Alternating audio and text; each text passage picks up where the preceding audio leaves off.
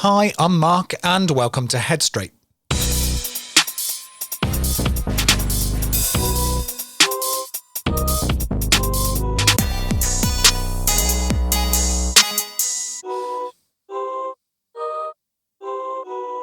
Hello you guys. Right, now today we're going to be talking about something that affects almost everyone at some point.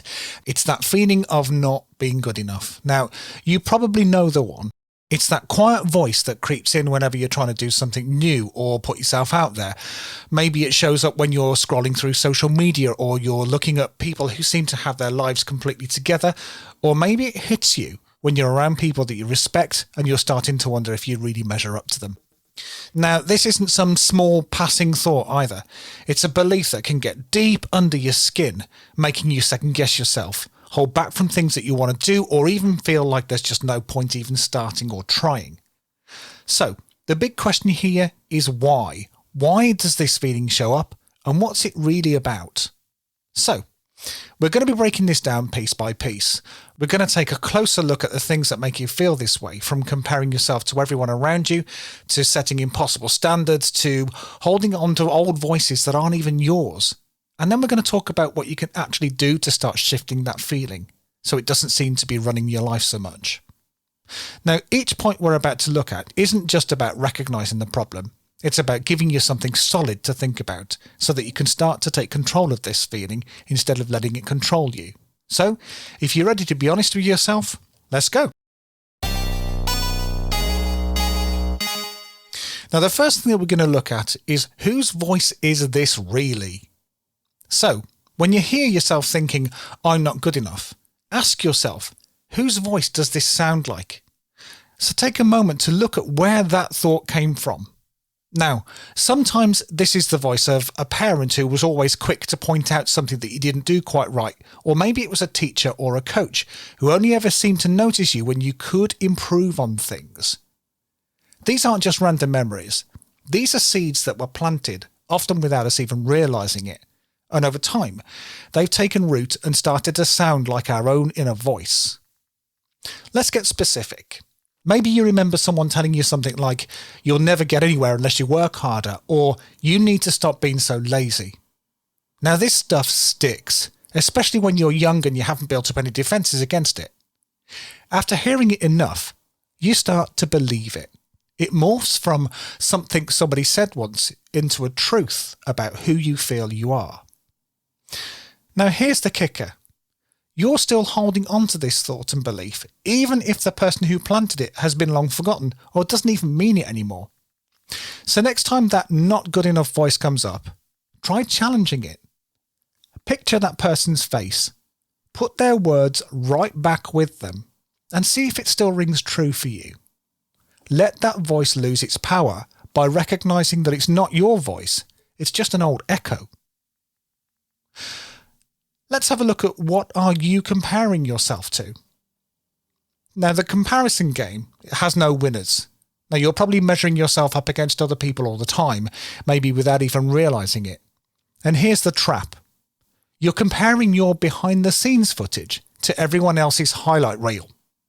Look at social media. People post their best moments, the stuff they want people to see. You're scrolling, seeing people getting accepted into colleges, landing amazing jobs, hanging out with the big friendship groups, or hitting major life milestones, and then you look at yourself and think, now why am I not doing that? But here's what you're missing. They're not posting about their bad days, the times they felt insecure, the days that they were struggling to keep up, and yet you're holding yourself up to their filtered version of life. Think about it. If you're playing this comparison game, then you're always going to lose. They're always going to be someone who looks like they're doing better or has it more together. Try this out. Next time you catch yourself comparing, pause and make a mental list of something you have but they don't. Maybe you're resilient or creative or have a talent that they don't. And remember, it's not about them. It's about seeing where you've come from and focusing on being better than the old version of yourself, not a stranger online. Now let's take a look at, are you setting impossible standards? So when talking about standards, if you're always feeling like you're not good enough, you might want to check what bar you're setting for yourself. Do you even actually allow yourself to reach it? Now, some people have these ridiculously high standards and keep moving the goalposts. They're getting an A on a test and immediately think, yeah, but I should have done better. Or they'll work out consistently, but then think, I should be in even better shape than I am. Now, let's be real and honest about it. If you keep doing this, then you'll never feel good enough. You're not letting yourself win, and you're just punishing yourself over and over again. And maybe you're setting these high standards because you think that's what motivation is supposed to look like. But a reality check. Motivation doesn't mean being endlessly unsatisfied with yourself. Now try this. Set a small, realistic goal and actually celebrate when you reach it. If you're always about working towards something and never pausing to acknowledge your progress, then what's the point? Give yourself a break and appreciate where you're at every once in a while. Sometimes just hitting that standard you set for yourself is enough. You don't have to keep raising the bar every time you meet it. You deserve to feel like you're enough exactly where you are. So are you actually trying? Here's where things get interesting. Are you actually putting in the effort, or are you telling yourself you're not good enough as an excuse to avoid trying? Look, it's really tough to ask yourself this, but sometimes not good enough is a shield. It's safer to believe you fail so that you don't have to risk actually putting yourself out there and finding out for real. Think about it. If you don't fully commit, then you always have a way out, right? You can say, oh, well, I wasn't really trying if it doesn't work out. It's like a backup plan. If you don't give it your best, then you never really have to face failure head on. But let's look at the flip side. If you never try, you'll never see what you're actually capable of. Pick one thing, just one, and go all in on it. Whether it's school, a sport, a hobby, a relationship, whatever it is, stop holding back. And if it doesn't go perfectly, at least you know you gave it everything. Even if it doesn't turn out how you want, you'll have learned something about yourself, and you'll have proven to yourself that you can put in real effort. So let's think about this. What are you afraid of? Now, a lot of times this not good enough feeling is really just fear in disguise. Fear of rejection, fear of failure, fear of other people judging you. Or maybe even fear of success and the responsibility that comes with it. You've got to get specific here. Ask yourself, what am I really afraid of? Let's say you're afraid of looking stupid or failing in front of people. If that's the case, think about it this way. Most people are too wrapped up in their own lives to even notice your so-called failures. And people who do notice, they're either insecure in themselves or they don't have anything else better to do. So here's a tip. Try breaking down your fear into smaller pieces. Instead of facing the whole thing all at once, try facing just one small part of it.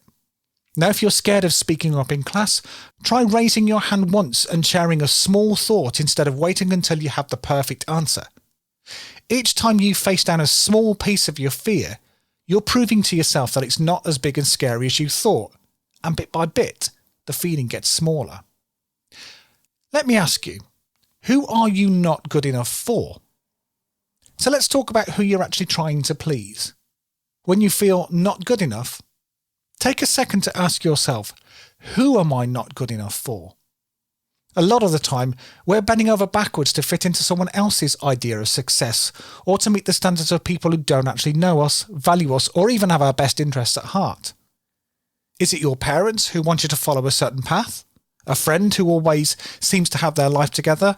Or maybe it's not even a real person. Maybe it's just an idea that you've built up about who you should be based on what you see online and what you think other people expect.